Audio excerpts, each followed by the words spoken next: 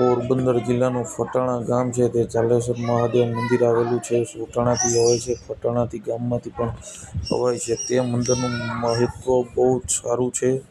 દર્શન કરવાની બહુ મજા આવે છે અને તેનું વાતાવરણ બહુ શાંત છે અને ત્યાં બહુ મજા આવે છે. નાના છોકરા માટે રમવાના ટોય છે અને પાણીનો એટલો અવાજ આવે છે ને કે તમને બહુ મજા આવે છે અને બહુ પૌરાણિક મંદિર છે.